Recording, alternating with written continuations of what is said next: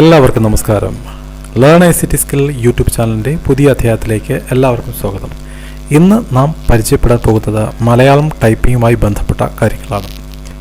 നമുക്ക് വിവിധങ്ങളായ ആവശ്യങ്ങൾക്ക് വേണ്ടി പലപ്പോഴും മലയാളം ടൈപ്പിംഗ് അനിവാര്യമായി വരാറുണ്ട്.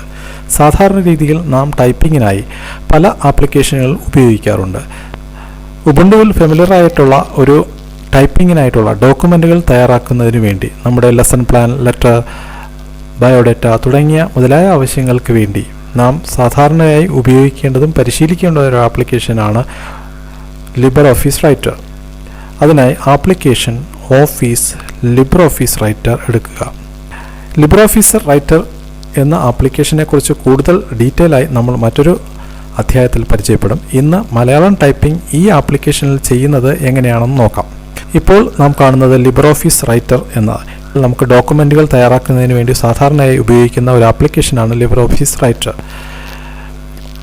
ലിബ്രിയോഫീസ് റൈറ്റർ ഓപ്പൺ ചെയ്തതിന് ശേഷം കീബോർഡിൽ ടൈപ്പ് ചെയ്ത് തുടങ്ങുമ്പോൾ, ഉദാഹരണത്തിന് ഞാൻ computer is an electronic device എന്ന് നമ്മൾ ടൈപ്പ് ചെയ്യുന്നു. ഇപ്പോൾ നമുക്ക് ടൈപ്പ് ചെയ്യുമ്പോൾ നമുക്കറിയാം സാധാരണ രീതിയിൽ കീബോർഡിൽ ടച്ച് ചെയ്ത് കഴിഞ്ഞാൽ ഇംഗ്ലീഷ് ആൽഫബറ്റ്സുകളെ വരുന്നുള്ളൂ. അതിന് കാരണം എന്ന് പറയുന്നത് നമ്മളുടെ മെനു ബാറിൻ്റെ വലതുഭാഗത്ത് നിങ്ങൾ ശ്രദ്ധിച്ചു കഴിഞ്ഞാൽ നിങ്ങൾക്കറിയാം ഇപ്പോൾ കീബോർഡ് ഇംഗ്ലീഷ് ലേഔട്ടിലാണ് കിടക്കുന്നത്. ഇപ്പോൾ കീബോർഡ് ഏത് ലേഔട്ടിലെന്ന് അറിയാൻ വേണ്ടി മെനു ബാറിൻ്റെ വശത്ത് EN എന്ന് കാണും. അവിടെ ക്ലിക്ക് ചെയ്ത് കഴിഞ്ഞാൽ ഇപ്പോൾ ഇംഗ്ലീഷ് കീബോർഡാണ് കിടക്കുന്നത്. ഇംഗ്ലീഷ് ലേഔട്ടിലുള്ള കീബോർഡാണ് കിടക്കുന്നത്.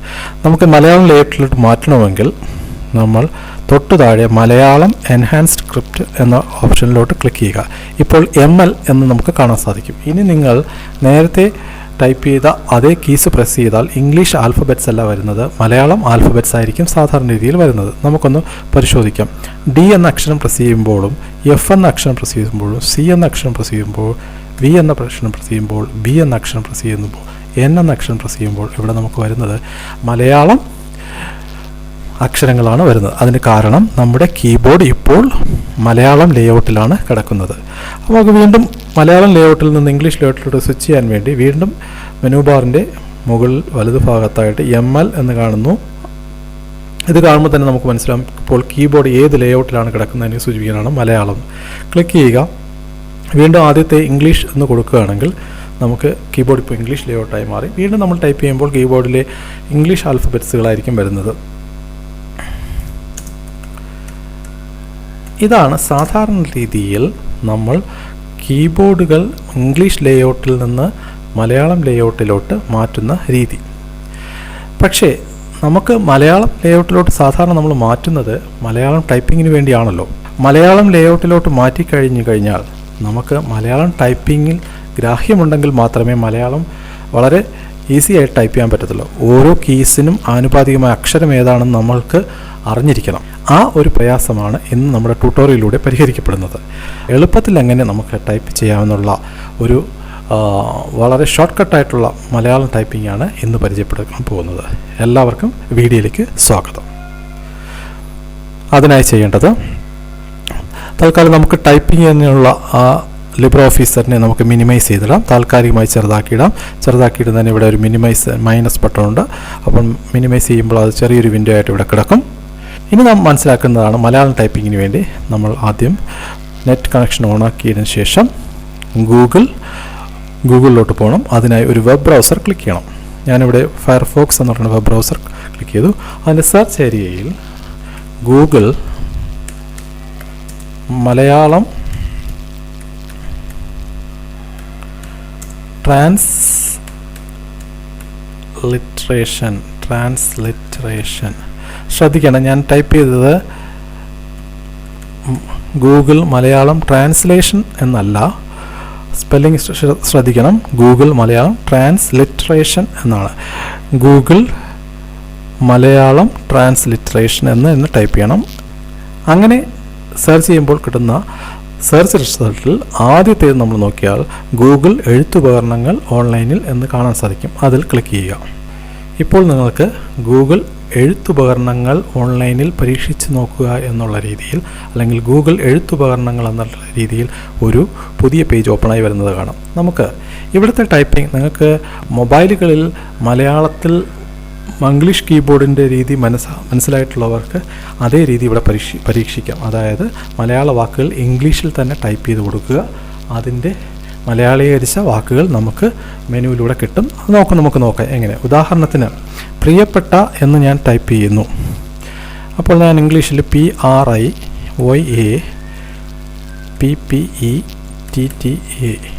ഇങ്ങനെ കൊടുത്തപ്പോൾ ഞാൻ അങ്ങനെ ടൈപ്പ് ചെയ്തേ ഉള്ളൂ. അതിനുശേഷം ആ ടൈപ്പ് ചെയ്തതിൻ്റെ ഉച്ചാരണത്തിൽ വരുന്ന കുറേ വാക്കുകൾ ലിസ്റ്റ് ചെയ്യുന്നു. പ്രിയപ്പെട്ട, ദീർഘം വരുന്ന രീതിയിൽ പ്രിയപ്പെട്ട, അങ്ങനെ.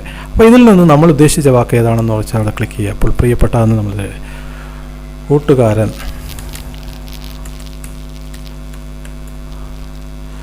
നമ്മൾ മലയാളീകരിച്ച് തന്നെ എഴുതുക, കൂട്ടുകാരൻ. മറ്റൊരു വാക്ക് നോക്കാം. ചില നിങ്ങൾക്ക് ഇഷ്ടമുള്ള വയ്ക്കാം. സിംഹം,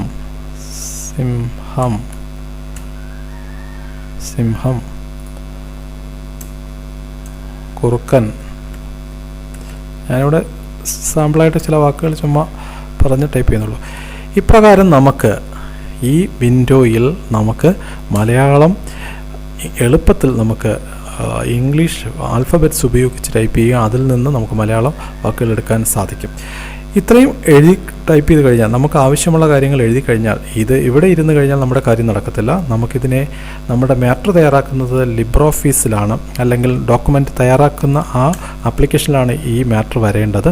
അപ്പോൾ അതുകൊണ്ട് ഇവിടെ ടൈപ്പ് ചെയ്ത മാറ്ററിനെ എങ്ങനെ ലിബ്രെ ഓഫീസ് റൈറ്ററിലോട്ട് കൊണ്ടുവരാമെന്ന് നോക്കാം. അതിനായി ഇപ്പോൾ ഉദാഹരണത്തിന് എനിക്ക് ഈ ഒരു ലൈനാണ് നമുക്ക് കോപ്പി എടുക്കണമെങ്കിൽ അത് ലെഫ്റ്റിൽ ക്ലിക്ക് ചെയ്തുകൊണ്ട് മൗസ് ലെഫ്റ്റിൽ ക്ലിക്ക് ചെയ്ത് ഹോൾഡ് ചെയ്ത് പിടിച്ച് ഡ്രാഗ് ചെയ്യുക എന്ന് പറയുന്നത്. ചുരുക്കത്തിൽ ഈ വാക്ക് സെലക്ട് ചെയ്യുന്നതിന് ലെഫ്റ്റിൽ വാക്കിൻ്റെ ലെഫ്റ്റ് സൈഡിൽ കൊണ്ടുവരിക മൗസ്. എന്നിട്ട് മൗസ് ലെഫ്റ്റ് ക്ലിക്ക് ചെയ്ത് പിടിക്കുക.